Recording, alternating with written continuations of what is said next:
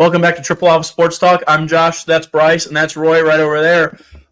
This is Pod 24. Before we start, we appreciate the support. Hit the like button. We got some comments on the last video. I couldn't believe it. I told Bryce. I was in pure shock.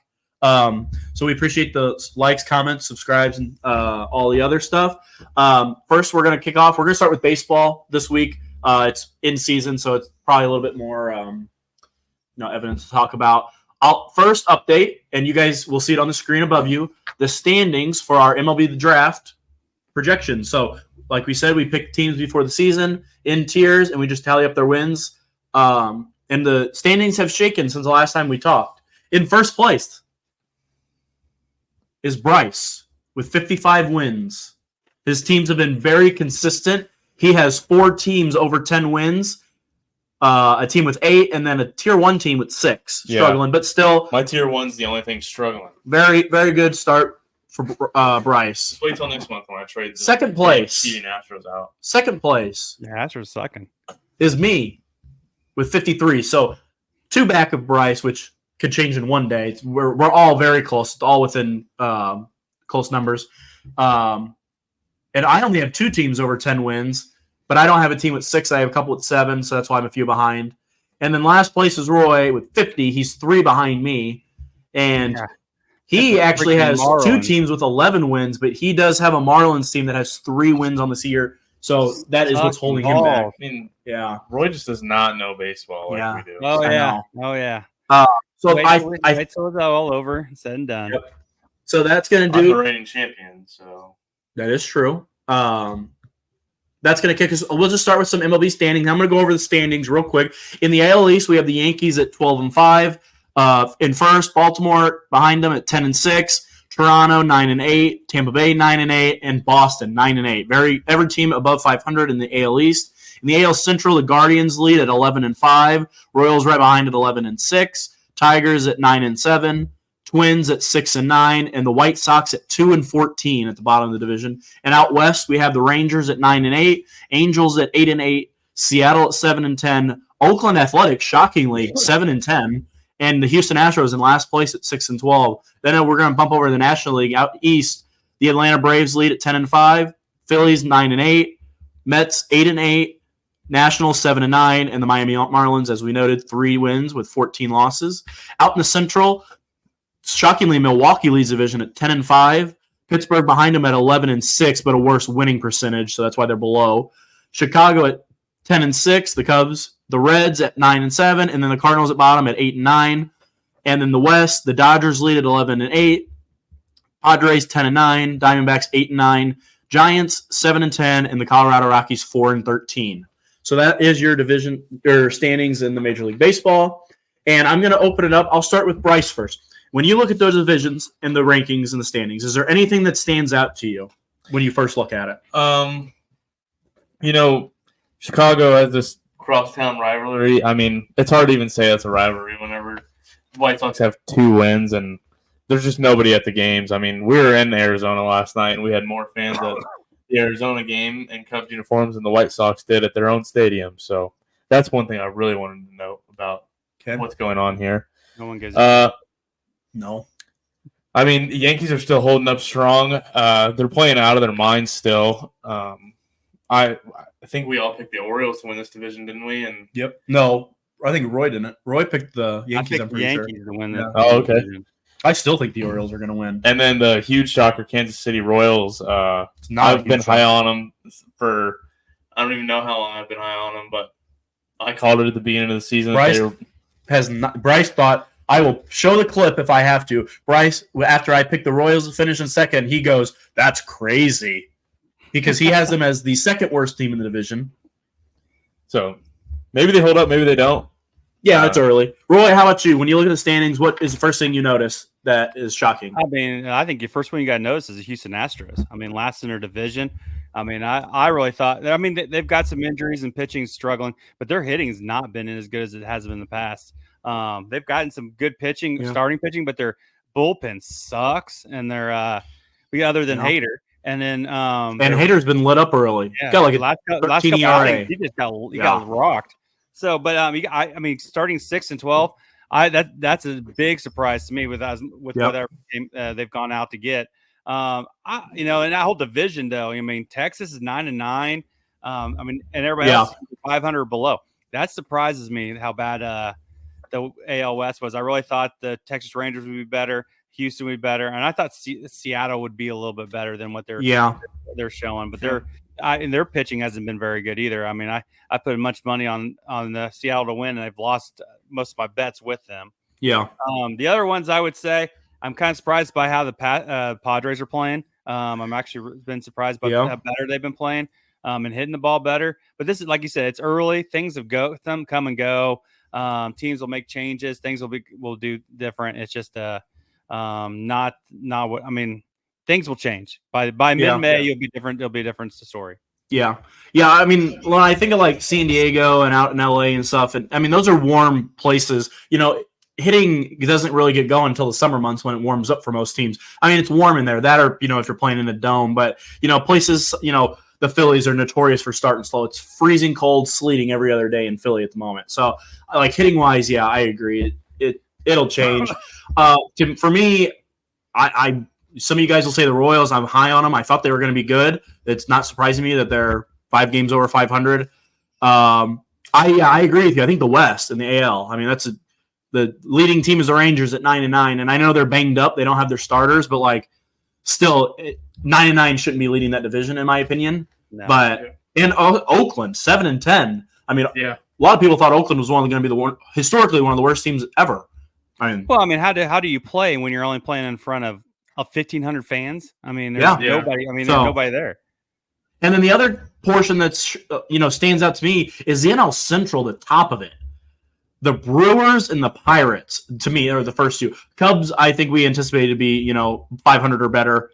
Reds, 500 or better. Cardinals, maybe around 500, a little below, a little above.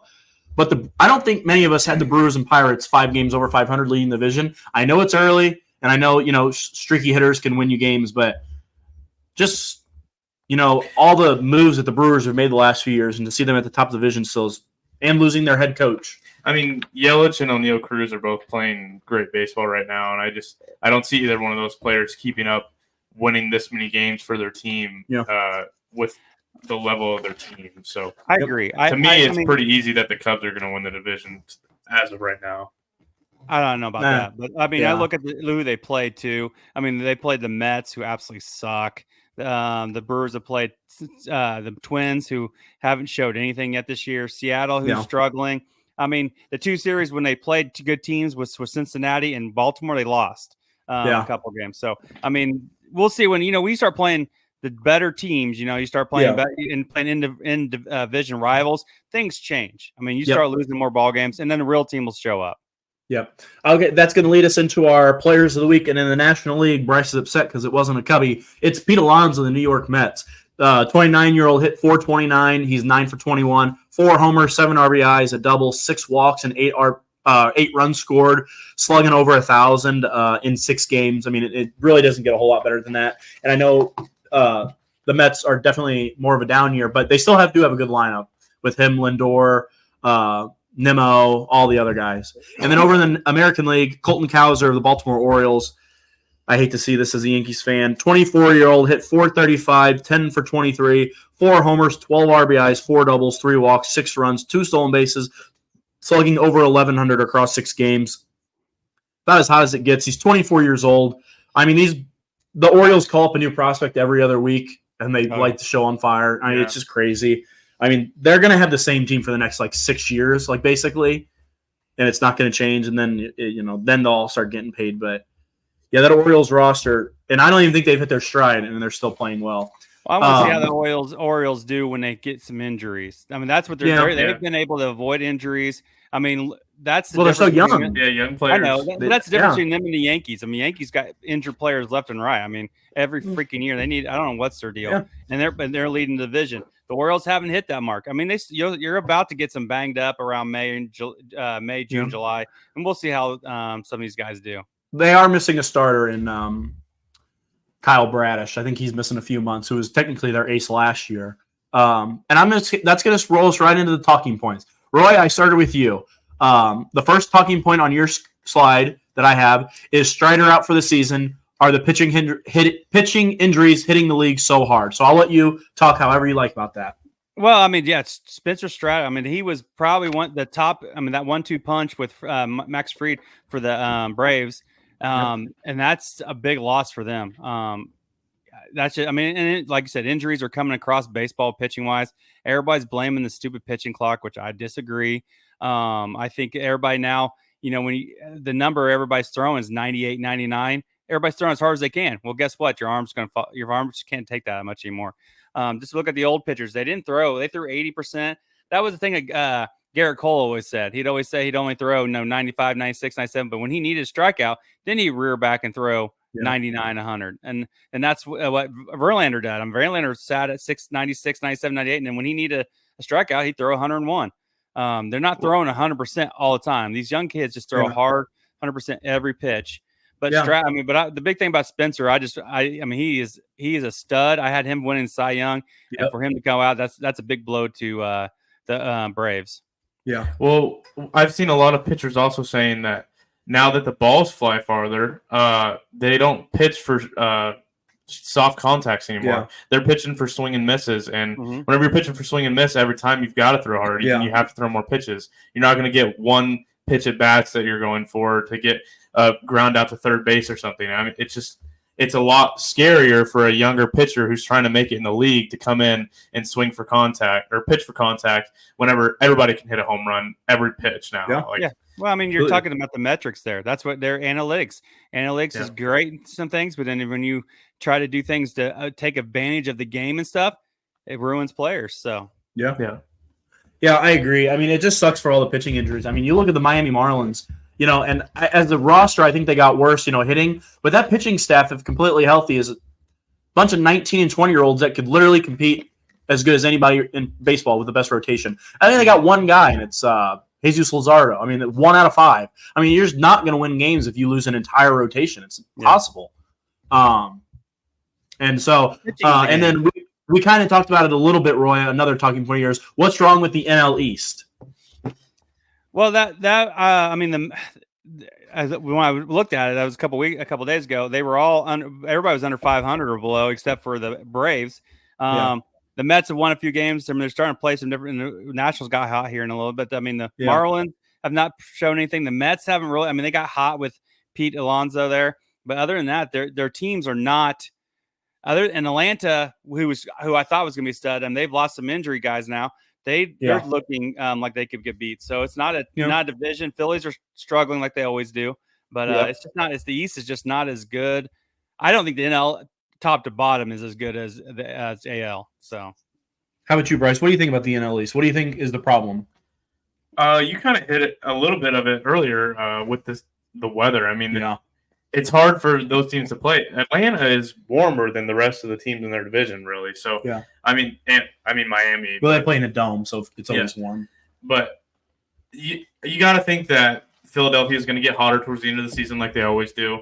Mets are going to be bad all year. I mean, they just aren't a good team, and they're not going to be because they don't have one prospect within like the top 400 prospects right now. So Mets are going to be bad for a while, I think. And then Nationals, I just don't see a lot really going for them either.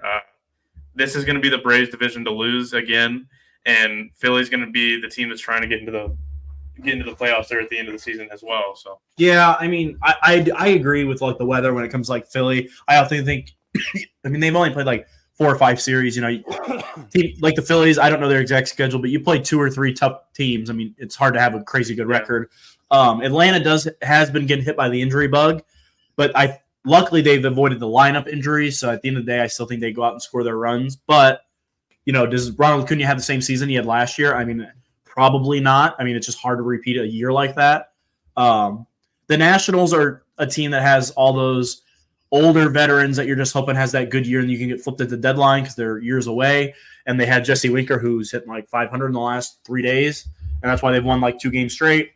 But, I'm not worried about the NL East. I think it'll all come around once they start, facing some weaker opponents. They'll take advantage of the AL Central or the AL Central when they get that division a little bit. So, well, I mean, I think The Braves also just lost Ozzy Albies. Is that his name? Did he? Did they? Ozzie Albies. To the 15 or 10-day for fractured big Okay. toe.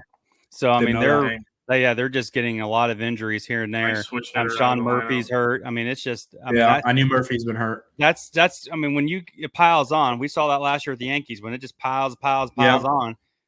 The Braves do have a good farm system, so that'll save them. Yeah, true. Unlike And the then other teams, that's what's wrong with the other teams. They don't have anybody to replace them because they have a crappy farm system. So Yeah. And then the other talking point, Roy, that you had, and we kind of touched on a little bit. What's going on down there in Houston? What is their issue? Why are they struggling so much to win games? Because this team historically, with mostly the same roster, has been to the ALCS for 7 straight years. I mean, their bullpen is I think ranked 30th or maybe 28th in the league or so. I can't remember. I read that the other day. But their hitting is, they're hitting. They used to be a team that didn't strike out much, and they are a team that's striking out more. They're not putting the ball in play like they used to. They're just guys fourth worst. They're the fourth worst bullpen ERA. So that's the thing. I mean, their starting pitching hasn't been terrible, but their bullpen's just absolutely been. And then when you're trying to rely on Hader that's probably why he got rocked. Is you rely on him at the end every time. I mean, eventually he's gonna get tired, and they're gonna early on, and they're gonna abuse him. So it's just a disorganized team right now that's not playing, not hitting, not pitching in the bullpen, and that's not a good recipe for winning.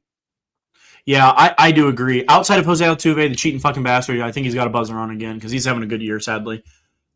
Kyle Tucker, and he's having Kyle Tucker's having a fine year. He's not struggling by any means. He's just not going crazy. I think Jordan's been a little bit slower, but again, not having a bad year. It's the rest of the lineup that's really struggling. Pena's struggling. Bregman is the big boy who's been struggling, and he's on a contract year, so that's not good for him. And like you said, their pitching outside the no-hitter has been pretty bad.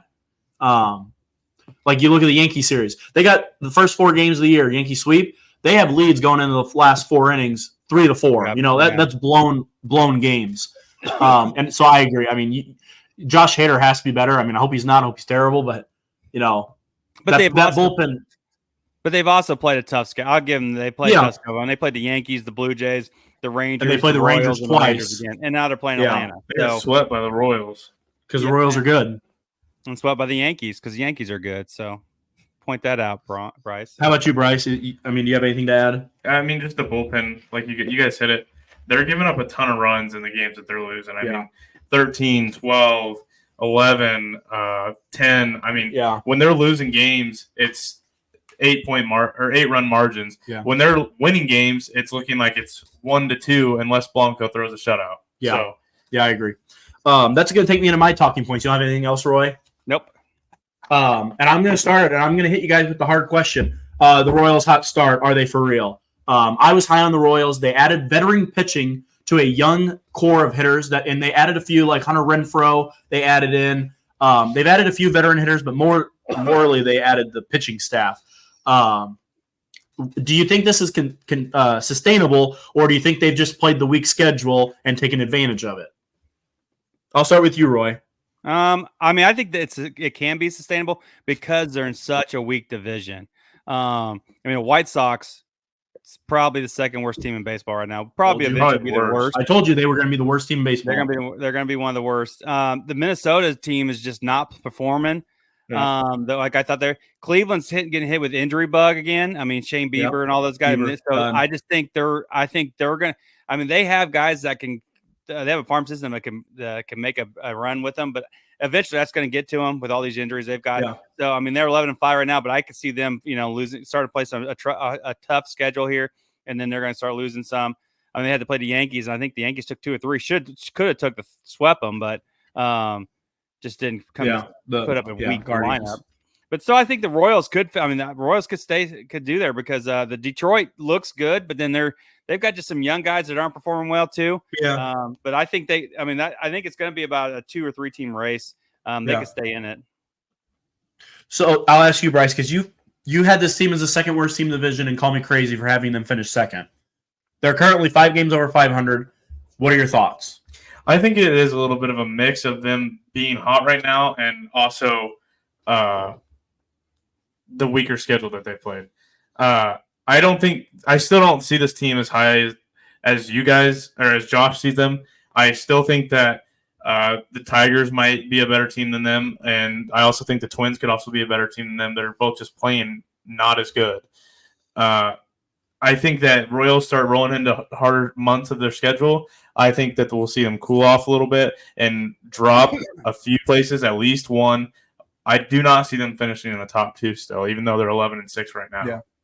Yeah, I think it's both as well. That soon. Here, hold on. You're going to see that soon because they play this weekend. They play Baltimore, then they go to Toronto, or they play. Oh, sorry, they play Baltimore and Toronto at home, and then they play Detroit at Toronto, and then against Texas. So you got a tough stretch right there to show where we'll see. We're going to know what they're made of early. Really quick. Is that pitching? And I think it's a mix of both. I mean, I know they played the White Sox, I believe, in 2 series. And they swept the Astros, which is a good look, but we don't know what the Astros will be this year, if they continuously be bad or if they rebound, and then it does look like a good win. I think they have taken advantage of their schedule, but Bobby Witt has basically emerged himself as a top 15 player in this league. I mean, he's a shortstop who's 6 foot, who hits home runs, tape measure home runs, steals bases, plays good defense at short. I mean, you can't ask for a better shortstop. They've locked them up long term. They've got decent pitching. They got veteran pitchers like Michael Wacha. It's a boring name, but he'll give you 6 innings of 3-run ball, and at the end of the day, that's what you can ask for. So I think they've taken advantage of their schedule, but I also think that their players have continuously developed. I mean, they have a leadoff hitter. I believe his name's Miguel Garcia.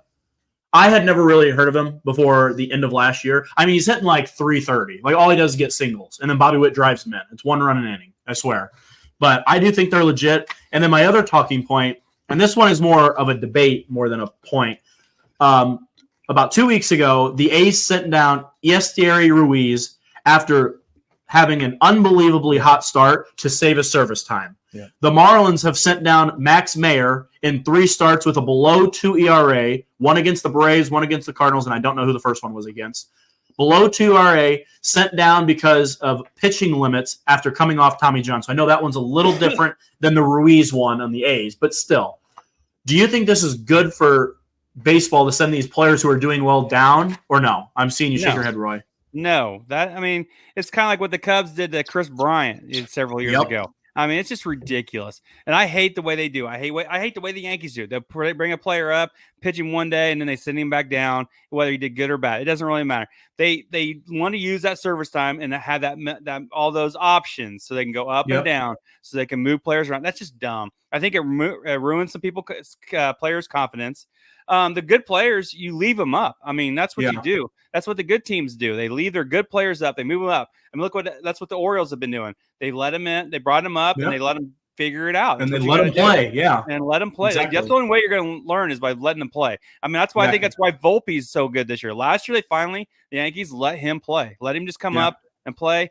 I think that's why they're ruining with Pereza or whatever. I think because they just keep moving him up and down, and I think that's what happened with Floral, and some of the other guys. They just when you move them up and down, it just batters with their confidence, and they don't get what you get. And I think you need to leave them up, let them play.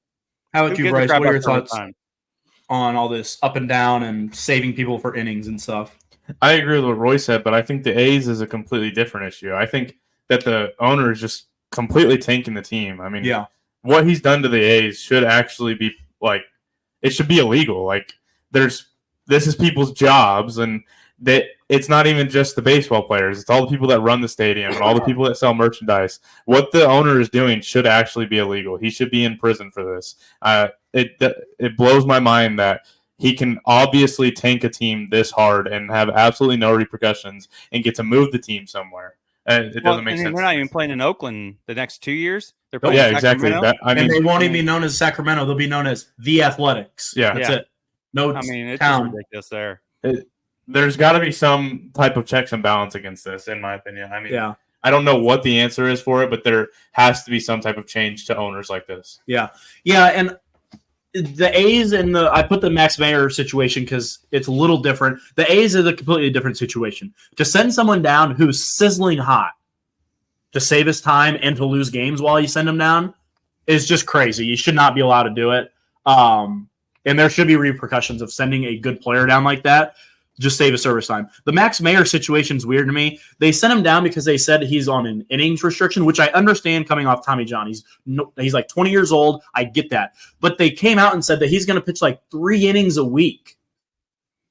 I mean, you're sending him down. I mean, what does 3 innings a week do? Yeah. Like that's what? 60 pitches if you pitch 20 pitches an inning? I mean, you're at that point, throw him in the bullpen. That's what a bullpen guy gets. Yeah. 3 or 4 entries a week. I just don't get it. I mean, he's got the best ERA on their team. They have 3 wins. I think they're just saving his service time. I really do. I think they're using an excuse. But that's probably exactly what they're doing. Yeah. So that's all I have when talking points. I just kind of thought that was BS, so I wanted to put that in there. I'm going to let Bryce talk about his talking points now. Well, I threw 2 hot Cubs up on there. Michael Busch, 5 home runs in 5 straight games. Most by a Cub since like 1901 or something like that. The record I looked up last night's 8. So, I mean, Michael Busch isn't far from it. Obviously, it's hard to hit 3 home runs to tie a record in the next 3 straight games, but definitely hoping for it. I mean, got him for basically nothing. We sent him over for David Robinson for a half a season. No, that was Ben Brown. Or that was Ben Brown, sorry. What did we get Michael Busch for? You traded the Dodgers a player that's farther away. Valdez or something like that. Yeah, the Dodgers did that with a few teams. They did it with the Yankees as well. That's why I know it. The Dodgers sent a lot of people who were close to MLB ready, position players, for people who are farther away in their eyes because their lineup is set for the next few years. Yeah. So those guys are blocked. So that's why they dealt Vivas to the Yankees, Roy, and they sent the Yankees sent Trey Sweeney, who's 4 years away. Yeah. So and it's the same idea. Bush was ready, he was blocked. So, and then I mean, he's just been hot, and I love to see a batter like that be hot, especially whenever all of our stars are not hot.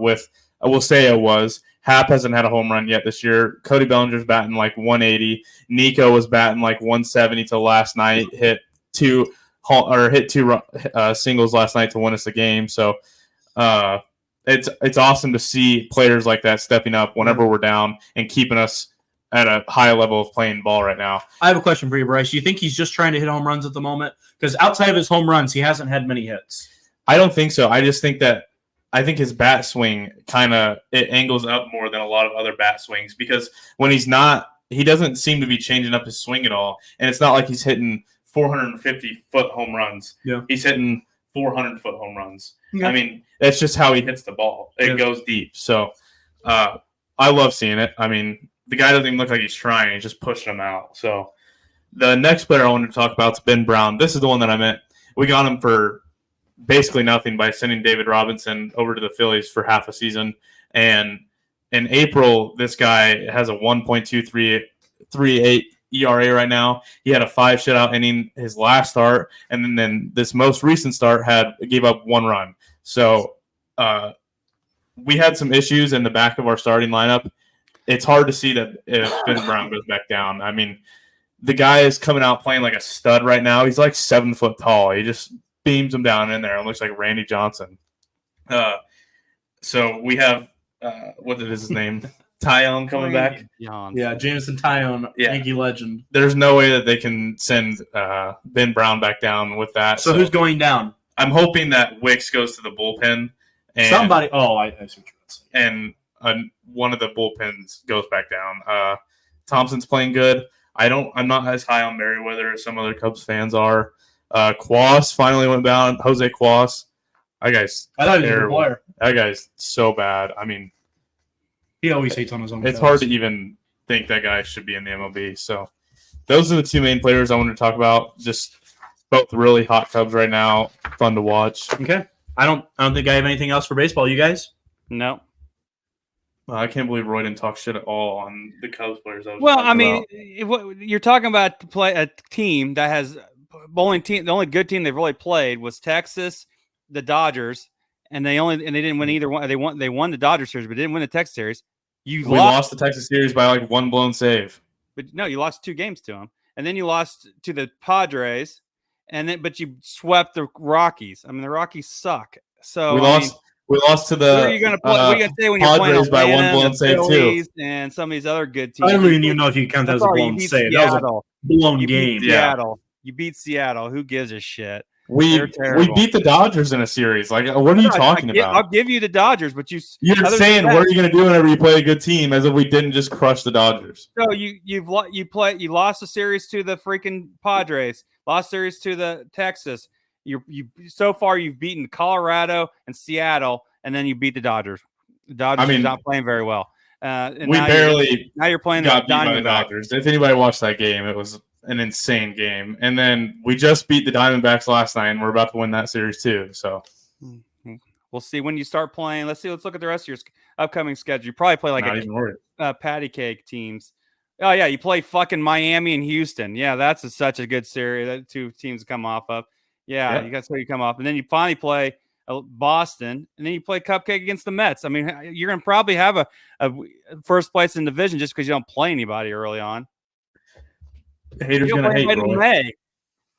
Yeah, it'll come down. You know, we have the best atmosphere in baseball, and he just hates it. You have the best atmosphere in baseball. Crazy. Oh my god! If they got a cakewalk of a schedule in May, wait till they start facing New York, Atlanta.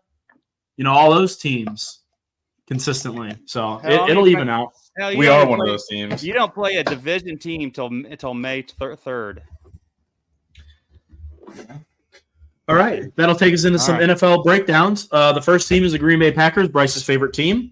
Last year, they go 9-8. They sneak their way in after a late season run, and they lose in the divisional round to the San Francisco Giants by, I believe, 1 score. In the draft, they have the 25th pick. They have 2 seconds, 2 thirds, a 4th, a 5th, 2 6th, and 2 7ths. So quite a few picks. Their season was Jordan Love at the quarterback position for the first time, and he throws 4,100 yards, 32 touchdowns, 11 picks. It's crazy. You know, they've never had a bad quarterback year in their careers ever. Backfield was kind of split because Aaron Jones was hurt, so it was basically a 50-50 in that regard. Aaron Jones, 656 yards, 2 touchdowns. A.J. Dillon, 613 yards, 2 touchdowns. They didn't have much of a running game, honestly. Receiving, Jaden Reed was, and really, I should say, it was basically a 4-person wide receiver room, and they just evenly caught the ball. It was not a one-man show in Green Bay. Reed, 64 catches, 700 yards, 793 yards, 8 touchdowns. Romeo Doubs, 59 catches, 674, 8 touchdowns. Wicks, 39 catches, almost 600 yards, 4 touchdowns. Christian Watson, who was hurt for most of the season, 28 catches, 422, and 5 touchdowns. He was their deep threat. In salary cap, they have $21 million for this coming season, even though most of the moves have already been made for the offseason. Bryce, I'm going to start with you on this one. What is your thoughts on Green Bay's season last year? Green Bay, to me, they had a bunch of young players who played really good last year. Jordan Love, I mean, the system he's in, he plays it so perfectly. He doesn't make the mistakes that a bad quarterback would make. But I don't see him as being some superstar that some Packers fans might see him as. I think that he's in a great system with one of the best head coaches in the entire league, and he builds plays for Jordan Love to be able to accomplish, and it works. Like I said, they have one of the best coaches in the entire league. That guy, he draws up schemes against every single defense and just shreds them apart, whether it's in the run game or it's in the short pass game or deep pass game. There's nothing that guy can't figure out. And coming into this year, man, it just makes me nervous to play him twice a year with Josh Jacobs added to that run game. Aaron Jones has already been running over everybody the last 3 years or so. He's been on the team, just running straight down the middle on the Bears for over 100 yards every game, it seems like. Josh Jacobs is going to go for 200 every game, it seems. I bet. I mean, that's one thing that Green Bay's been decent at for a long time, is just running the football down the middle with some big, heavy back. Him and A.J. Dillon. Is A.J. Dillon going to be on the team again this year? Yep, he's back. I mean, they're going to be a power studs back there. It's hard to see that this team not winning the division this year, in my opinion, especially over Detroit. I think this team could be better in Detroit and Chicago, but Vikings obviously aren't going to win the division. So that's going on TikTok. How about you, Roy? What did you think of the team last year? I mean, they surprised me. I mean, Jordan Love made a huge jump. They are just a team that just compete. I mean, well, like you said, they are well coached. I agree. They They just find ways to win. That's a great organization that just does things right. They don't get too fancy with things. They don't try to bring in a bunch of studs to try to change the atmosphere. They have a set way of things they do, and they just do it by running the game, run the ball, having a good quarterback play, and having a decent defense that keeps you in ball games. And that's what they did this year. They just did do the little things that win. And and the thing is, all their skilled players are young. I mean, their quarterback, the receivers. I mean, Josh Jacobs is still young. So, I mean, they really have a team that could be, add more pieces to it. And these young guys take a next step. This could be a very dangerous team for the near future. And I think, it's them in Detroit, and that's the Central Division is going to they're going to win that division. So, Yeah. Yeah, I'd say Green Bay definitely surprised most people. Jordan Love, I mean, he came in and he did everything he was asked for. I mean, he started the year off a little slow too, and his numbers look outstanding. That should tell you how good he was halfway through and beyond. They had no run game, and for a rookie quarterback, or I say rookie quarterback, it's his first year, to have no run game and to still put up those kind of numbers is impressive. I think it helps almost with the system that they're running that they don't have the guy at the receiver position. They just spread it out evenly, and none of those guys are veterans who expect to get the ball. They're all like, oh, I hope he throws me the ball, and then let me run the best route I can to play, and it just works. Christian Watson, I don't think is very good. I'm going to be honest. He's a deep threat. But the other three, Reed, Dobbs, and Wicks, I mean, I thought they looked impressive down the stretch. And then, you lose Aaron Jones, which is a head-scratching decision, in my opinion. Yeah. But to add Josh Jacobs, darn your bad luck. I really like the team. They've made some moves. I know they went out. I have the free agency right here. And a move that no one's really talked about a whole lot. They do lose Darnell Savage at safety, but they had Xavier McKinney, and he's a stud. I watch him in New York twice a year. He's so good. And A.J. Dillon comes back. But I really think this team's good. And next year, I mean, them in Detroit, in my opinion, I think Chicago is going to be improved. But I just don't think they can keep up with these two teams this year. I just don't think so yet. Anything else you guys got for the Packers? No. That'll take us into the Tampa Bay Buccaneers then. And I'm going to let Bryce talk about the Buccaneers on this one. All right, the Buccaneers had a 9-8 record, lost the divisional to Detroit. NFL draft, they have the 26th, a second, third, fourth, sixth, and seventh. So they have a decent amount of picks. Baker Mayfield had a stud year this year, 4,044 passing yards. I don't think anybody saw him playing that well. He just came out and did what was asked of him. He played the way that people thought he was going to be able to play coming out of college, and I love it because I've always been a big Baker fan. Number one receiver, Rashad White, 999 yards, just shy of 1,000. Chase Edmonds, that's rushing, sorry. 999 rushing yards, sorry, for Rashad White and then Chase Edmonds, only 176, not much. Number one receiver, Mike Evans, and then Chris Godwin, both going over 1,000. Mike Evans had 1,255. He's given, 10 years straight now with 1,000. Over 1,000 yards each season. Yeah, I mean, you can't get a more consistent receiver than Mike Evans. Rashad White had 500-something out of the backfield. Cade Horton, 455, and Trey Palmer, 385 yards. They have, what does their cap say? I got to zoom in. Estimated cap space of 495,000. Yeah, they're a little low. Not a whole lot of cap space there. Free agents. What did they add? Let's see. They didn't add a whole lot. Yeah. They lose Shaq Barrett. They lose Devin White. They do get Jordan Whitehead from the Jets, but outside of that, they don't add a whole lot. They didn't really add much. So really going to sit in the draft. To me, this team, it was them and who was the other one that they were battling out? New Orleans. Them in New Orleans. Both of them are kind of middle of the team packs, and Tampa ended up being the one to make it into the playoffs. And they played decent, honestly. They won the game, didn't they? Yep, they beat Philly. Philly, yeah. Man, it's been so long since we watched football. I don't even remember these games. Yeah. But, I mean, props to Breaker. I mean, that guy's been through some shit. He brought Cleveland out of, like, the worst NFL team to ever exist, made them a different team, and then got traded to the Panthers. And Panthers were also one of the worst teams to ever exist. So And then he comes over to Tampa Bay and makes a playoff run. Yeah. I mean, props to that guy. So, how about you, Roy? What do you think of the Tampa Bucks last year? Well, I mean, another team that surprised me. I mean, Baker Mayfield, you can say he changed things, but I didn't think he was a very good quarterback till this year. I thought he was an average quarterback or below and just did not make plays that they needed to do at the quarterback. He actually did a really good job, and I thought they set him up perfectly well. They ran the ball decently to keep him balanced and throw to Mike Evans. I mean, he's got some good receivers, but that defense really took a step and did really well. I was really surprised that how good they did, and they kind of turned it on at the end, got hot. I mean, they could have won that next game. They played Detroit. And had Detroit and one score game. Yeah, so this team. I mean, like you said, they're going to go through the draft because they don't have much cap space.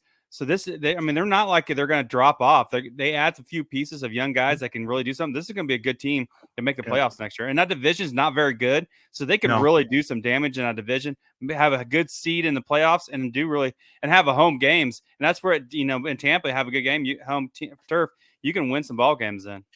Yeah, I mean, it's pretty simple to me. I mean, they made the playoffs because of the play of Baker Mayfield. Without Baker Mayfield, this team doesn't make the playoffs. He would turn the ball over too much. I mean, he only threw 10 picks, which you can live with 10 picks in a season because I guarantee you all 10 were not his fault. I'm sure one was like a tip pass, things like that. It's when you turn it over 15, 20 times when you start losing games because of it. I mean, what can you say about Mike Evans? 1,200 yards, 13 touchdowns. Guy's unstoppable. Been doing this for his whole career with Jameis Winston at quarterback, then Tom Brady. I mean, it just doesn't end with Mike Evans. I really kind of thought he was going to leave this offseason. I thought maybe this would be the year he would cash in, but he stays loyal to Tampa, and they pay Baker Mayfield, and they keep him. The defense scares me a little bit for next year. They keep Levante David, but they lose Devin White and Shaq Barrett. I mean, those are two of their better players. But I still think they're a pretty good team, especially offensively. I mean, you have Mike Evans and Chris Godwin at the end of the day. Yeah. You're going to be able to survive if you have to throw the ball. So I think it just comes down to Baker Mayfield and how he plays, how good they can be. And I don't have anything else for them. I think that's going to take us to the Houston Texans, who I think we can pretty confidently say was the surprise team in the NFL season last year, the biggest, I should say. They go 10-7, and they lose in the divisional to Baltimore. They do not have a first-round pick. They traded it for a first last year where they took two players in the top 5, I believe. So they got 2 seconds, a third, 2 fourths, 2 sixths, 2 sevenths. C.J. Stroud played most of the season as a rookie quarterback. Roy's favorite quarterback coming out of the draft, he said. Yeah, right. And boy did he impress. 4,100 yards, 23 touchdowns, only 5 interceptions. Only played in 15 games. Do believe he missed about 2 games in there where Davis Mills took over and was just pretty much abysmal. Devin Singletary and Dameon Pierce pretty much split reps, even though Singletary was the main guy. Singletary, 898 yards, 4 touchdowns. Pierce, 416 and 2 touchdowns. And then receiving, this is where the breakouts begin. The breakout season for Nico Collins, Michigan man, 1,297 yards and 8 touchdowns. Tank Dell as a rookie, 47 catches, 700 yards and 7 touchdowns. And then the first year down there in Houston, or maybe second now, Dalton Schultz, 59 catches, 635 yards and 5 touchdowns. And they currently have $24 million in cap for next year. Bryce, I'll start with you. How did the Texans turn this around, and why they play so good last year? I think that they just had a lot of young players who worked super well together. I mean, they just had great chemistry. They always look like they were having fun playing, and I think that helps a lot whenever you have a young team like that who's trying to develop. They loved playing with each other. It was pretty evident, and everybody loved watching them play too. I mean, there wasn't anybody in the league, I think, hating on the Texans. Everybody was like, wow, this team is awesome, and you love watching them play, and it just grows the culture, I'm pretty excited for this next year for this team because I was high on them all year. They have a lot of draft picks, even though they don't have the first one. With a young team like this that made a deep playoff run, you're only a few pieces away, and all of those young players now have playoff experience. They've won a playoff game. So, and you're bringing in Stephon Diggs. We didn't even talk about that yet.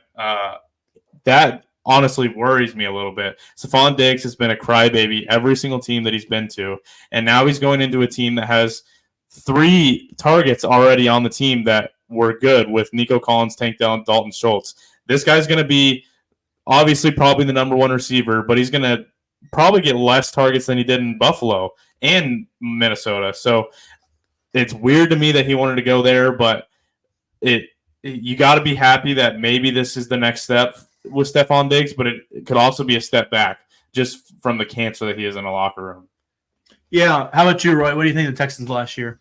Well, I mean, yeah, they were a big surprise. I mean, all 3 teams you talk about, we've talked about today so far, have young players, and they've had a young quarterback who's taken a step that's done a good job. And and that's Houston just did a good job of just, using CJ Stroud's what he's good at, throwing the ball, throwing a deep ball.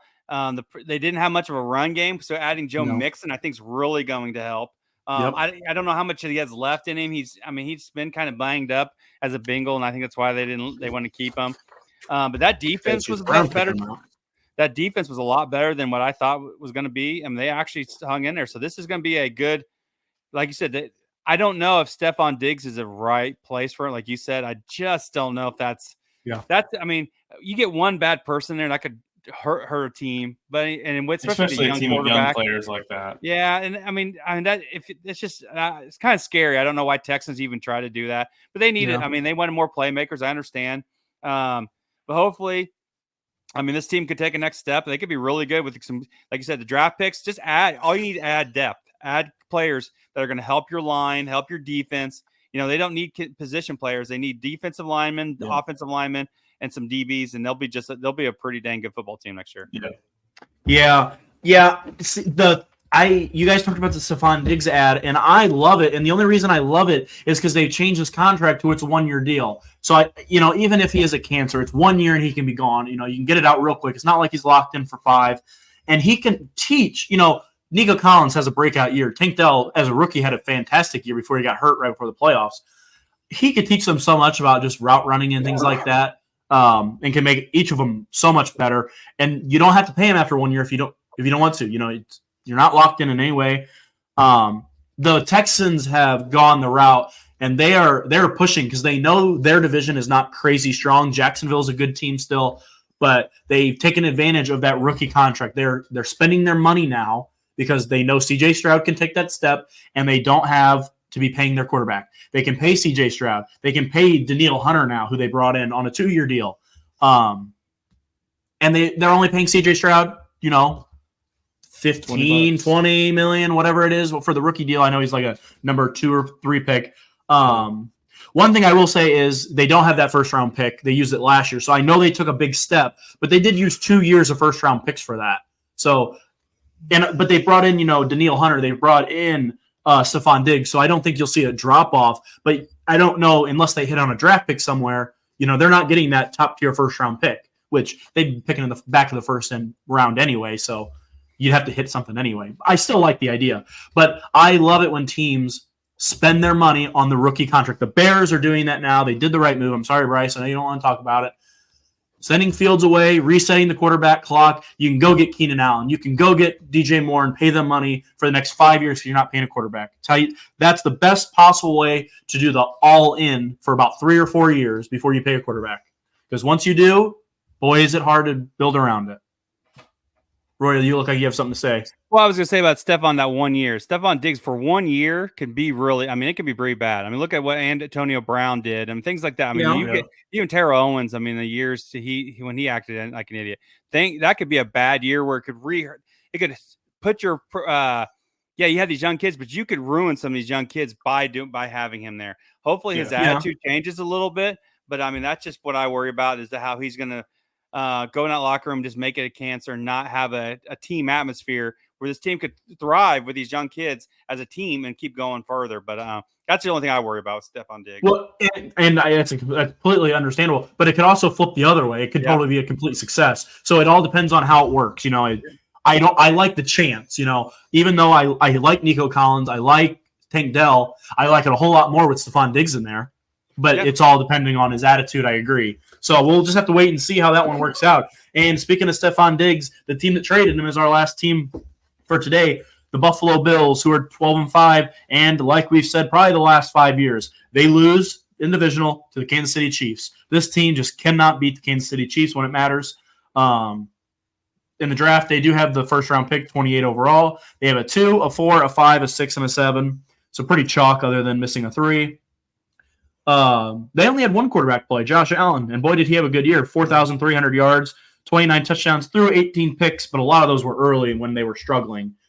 This team almost didn't make the playoffs. They got hot at the end, ended up winning the division. Running back, they gave James Cook the keys this year, and they ran for 1,100 yards and 2 touchdowns. But that's because Josh Allen took all his rushing touchdowns. He had 15 of them. Yeah, I didn't even know he had that many touchdowns. Holy cow!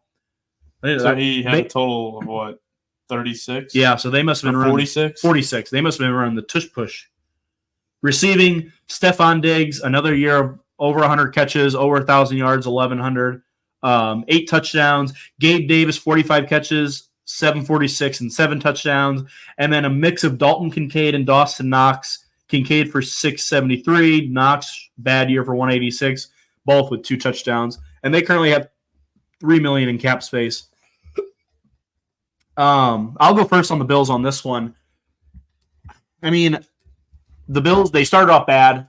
Josh Allen was turning the ball over all year long, the first 5 games. Their record showed it. After that, they turned it around, and he looked a lot better. They fired their offensive coordinator. That's true, yes.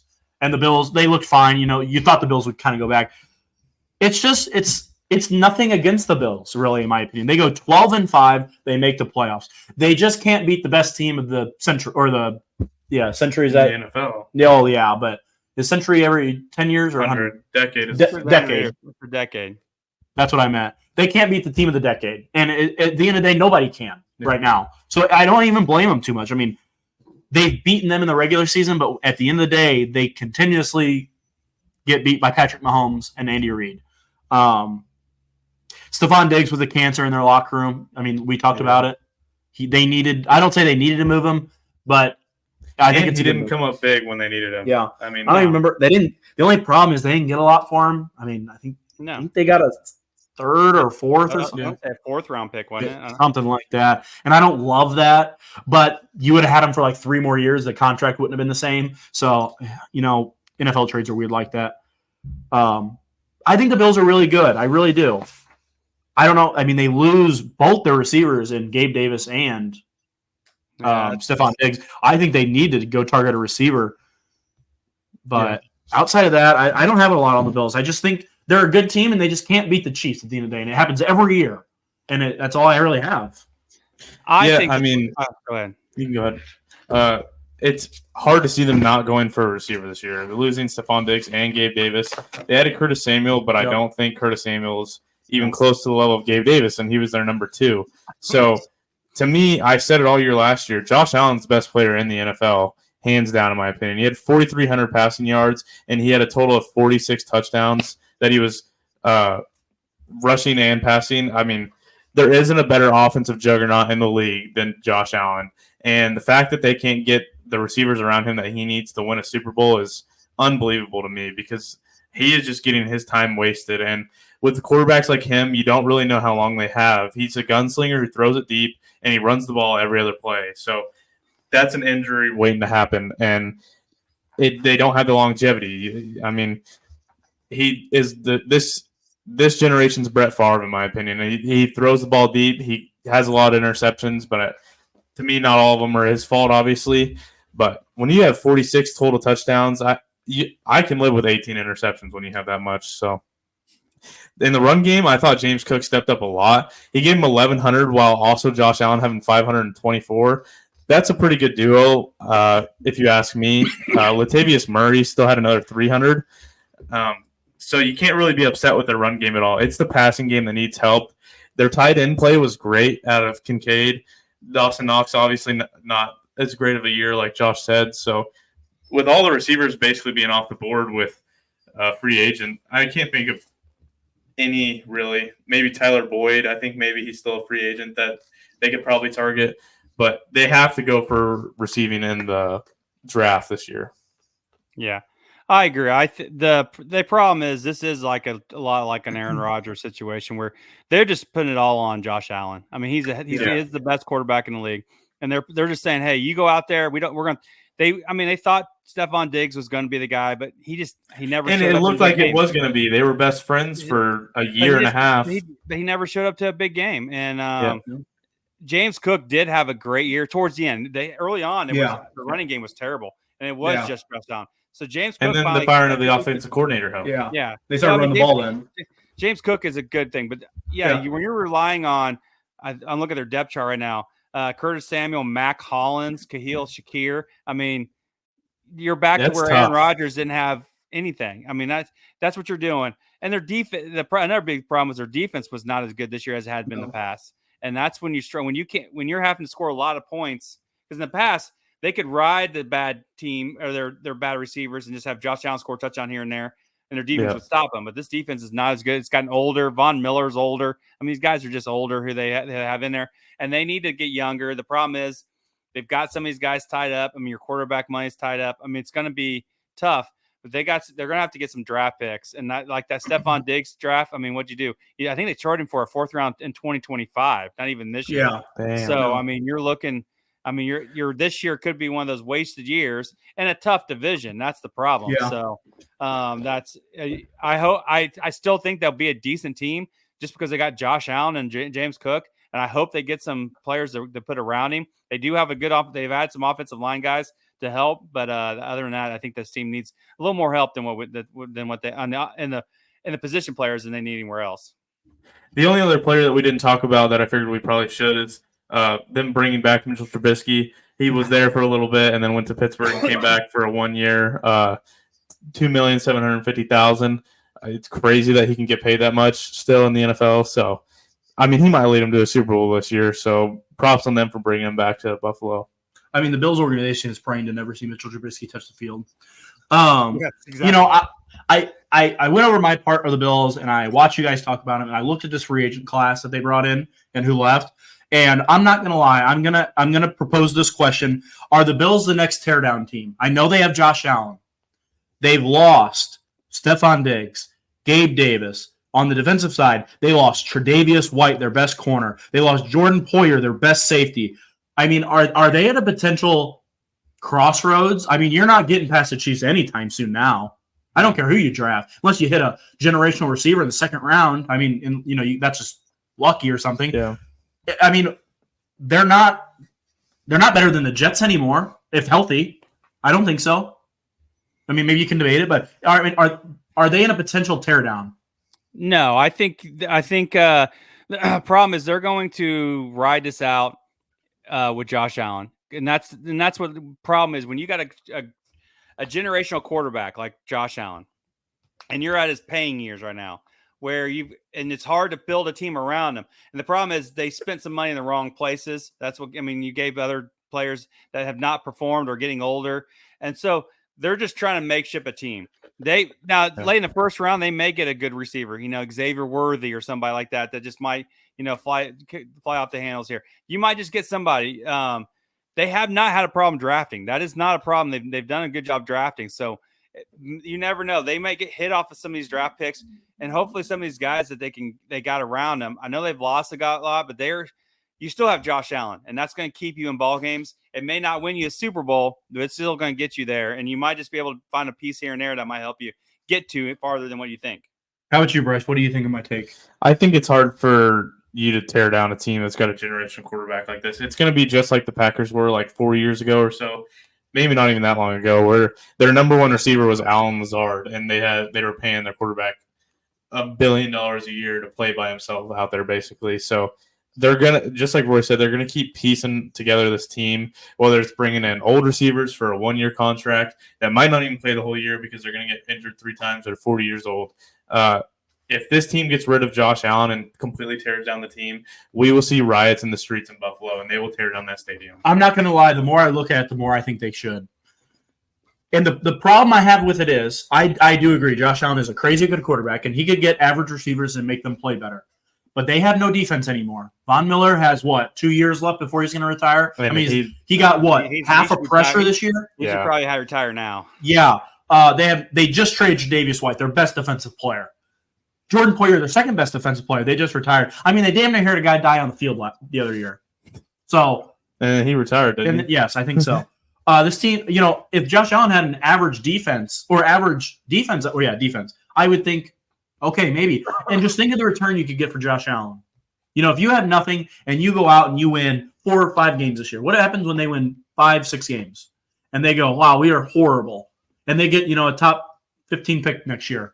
And someone like, I don't know, Seattle, has a crazy good 2 draft classes, and they're a quarterback away. And they say, hey, Buffalo, here's 4 first-round picks for Josh Allen.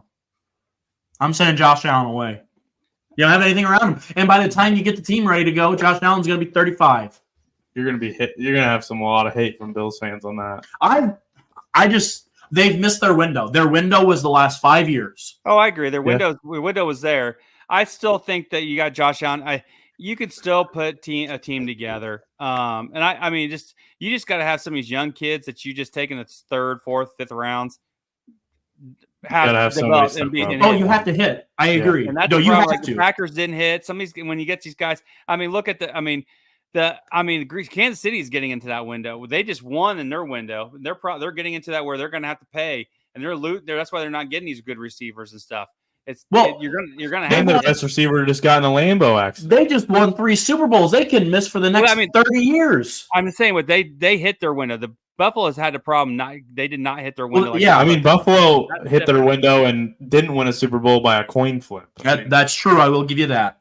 But that's what I'm trying to say is they've missed their window. Now you have to hit. If you don't hit, you're done. Yeah, I know. So and that's we'll see. Maybe we will trade him away. Mitchell Trubisky will be the next quarterback to lead him to a Super Bowl. Yeah, I bet that's what happens. I think that's just going to take us to our miscellaneous. You guys got anything else? Nope. Here's Marlena. It does suck for Roy's son Bronx, though. He just picked the Bills as his favorite team this year. They're not looking too hot. I know he's always asking me about players, and I mean, they still got Josh Allen. So I tell him, you got Josh Allen, you can still do things. So, yeah, I'm going to go into my lock of the week this week. I'm going to go in the baseball world. Oh, this one's hard. I will have for Wednesday at 1:00. So yes, you guys will have seen this by now. Royals money line with walk on the mound to beat the White Sox, so the worst team in baseball. Cardinals money line to beat the Oakland Athletics.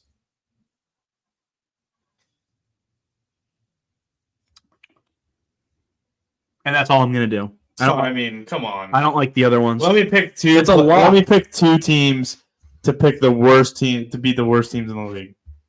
It's a plus, and it's a lock. I'm not here to try to win $10,000. Jeez. I'm going to bet $50 on it. Go put your house on that to win $5. I'm going to bet $50 and win $125. Jeez. Placed. All right, that moves to the game. Roy, you got to go? No. Oh, I thought you were talking to somebody. No, I'm talking to somebody. Well, just go ahead. All right. The game of the week this week. I don't know exactly how many answers this are because I didn't write it out. I just have the video here. But I am going to give you 3 strikes because I think this one's kind of hard. I know there's about probably 10 to 15 answers. I'm going to give you MLB nicknames, and you guys have to tell me who the player is. I fucking hate this. And this goes all the way back. I don't know any. I think you guys will do fine. How many players are there? I think there's about 15-ish. I didn't count it out. 15 players, nicknames, and okay. Go ahead. These are all people that you will know, though. The first one, for example, Great Bambino. Oh, Babe Ruth. All right, you got one down already. Ever. Next one, Big Papi. I ain't saying his name. Go ahead, Josh. David Ortiz. I don't hate him as much as other people in the world. Next one, Iron Horse. That one. Go ahead. No, you know it. Lou Gehrig. Yeah. Yep. Sandman.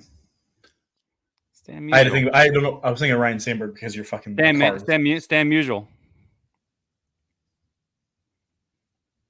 That is not who they That's have. not as who I thought. Yeah, that is not the Sandman. Sandman? Well, hold on. Is it Mariano Rivera? It is Mo. Okay, I knew that. So Okay. Did you say the Sandman or the Stan? Yeah, Sand. No, I heard you. I thought you said Stan. Oh. Okay, I won't give you the next on that because one. I knew that because if you would. Sandman is. I thought you said Stan because that's Stan Musial. Yeah, I said Sandman. It's Mo. Okay. Yeah, Sandman's Mo. I was gonna say if Roy just missed, Yeah. one of the greatest closers ever. All right, this one. Say hey, kid.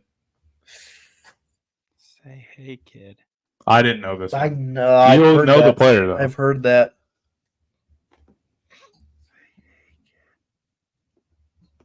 I don't think I'll ever come up with it, but I have heard that. You guys just want to throw a name out there? Skip it. Okay, we can come back to that one. Next one, Mr. Cub. Ernie Banks. Yep. Okay, I thought so. Who are you going to say? I don't know, but that's who I thought it was. The next one is the Flying Dutchman. Do you know this one? No. The Flying Dutchman? I'm almost sure it's a pirate. Like Honus Wagner or something like that. I don't know for sure. I feel like it's Honus Wagner.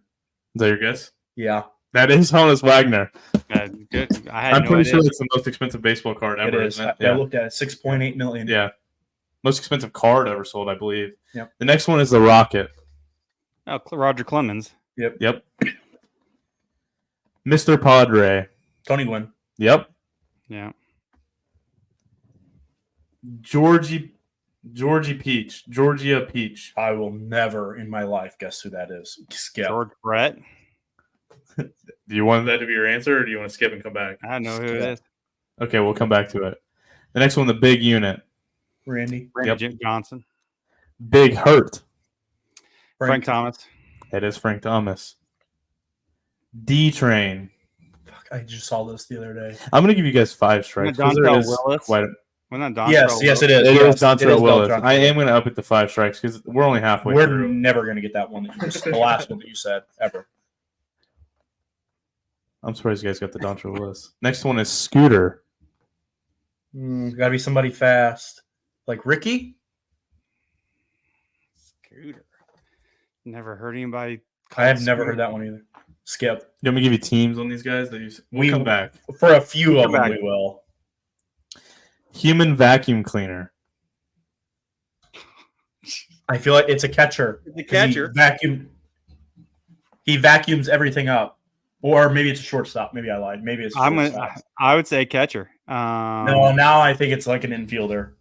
No, like Skip. I don't know him, so. Bulldog. Bulldog.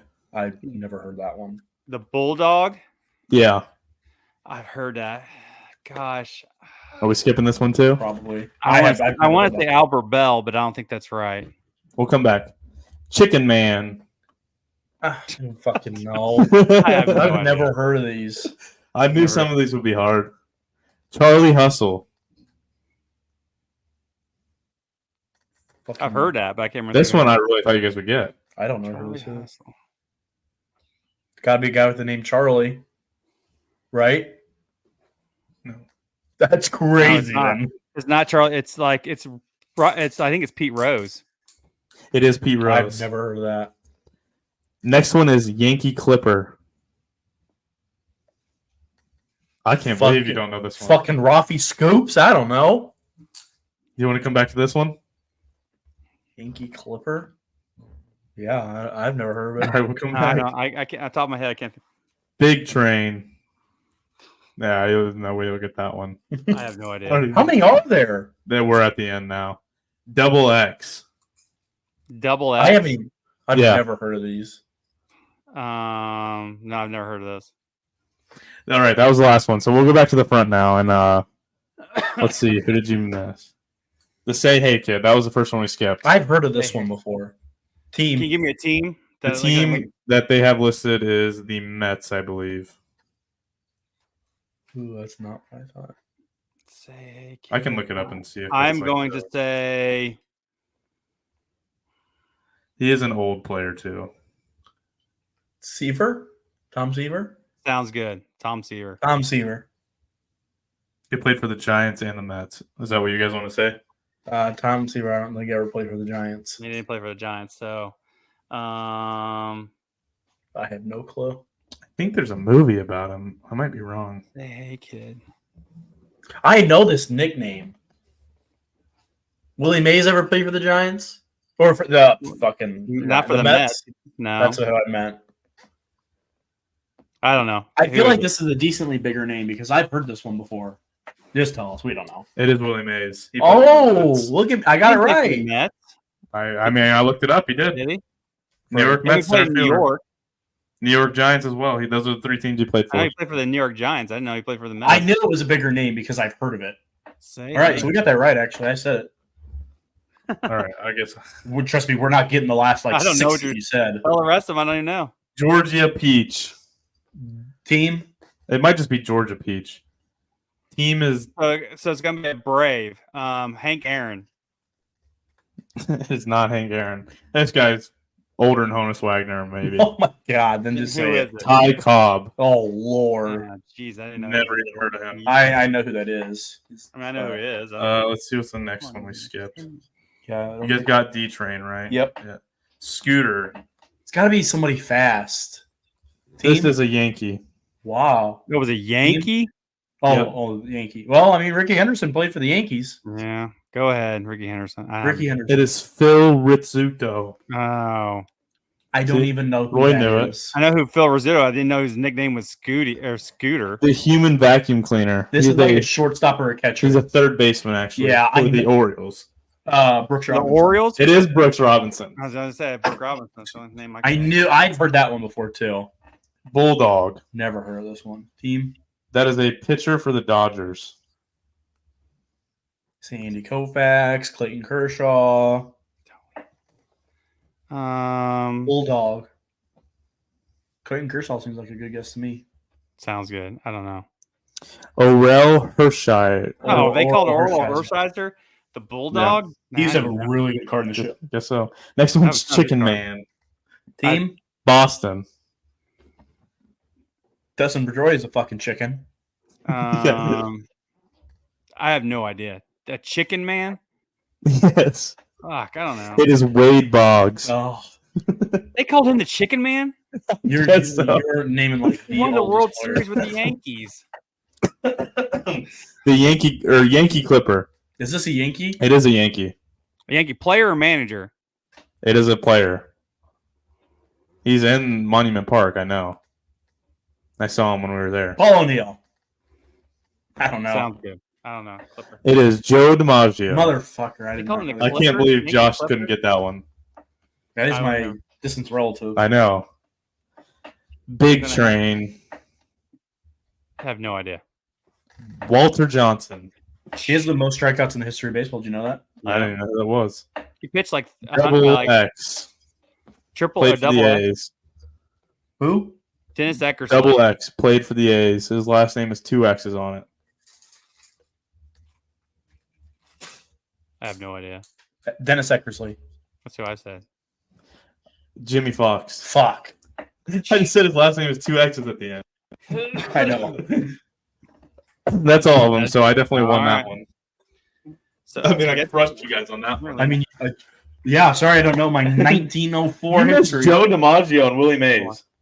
I did I don't not. know their nicknames. I did not get to watch their highlights. They're so old. All right, so it's my turn. So for me, I'm just gonna say, old man brings in. Oh my god. This is Uh-oh. what happens when you get old. You have little brats like this that hang out during your meeting or during your podcast, and she wanted to say hi. How do you know? Hello. So that's who I've been talking to this entire time. Nice. So that's my old man wisdom for you. Don't have kids. All right. All right. I don't think we have anything else. For people who ordered merch, I'm going to be putting the merch order in early next week after drill. I don't think I have anything else. You guys got anything else? Next week, we'll have a very big episode. I don't think we're going to need to make it 2. I think we can do it in 1, but we do have a big episode next week. Next week is the last podcast for the draft. So we'll do our draft predictions and stuff like that, or however we want to do it. We also have 4 teams to talk about next week to wrap up. But after next week, we'll only recap the Big draft the baseball. following week, and then it's pretty much baseball the rest of the way. Yep. Maybe when Hey. the NBA playoffs, we American might. sport, man. You gotta have the best sport in baseball. Yep. So appreciate the support. Hit the like button, subscribe, comment, subscribe if you're brand new, share, and peace out. Peace. See ya. Peace, Lena. Peace.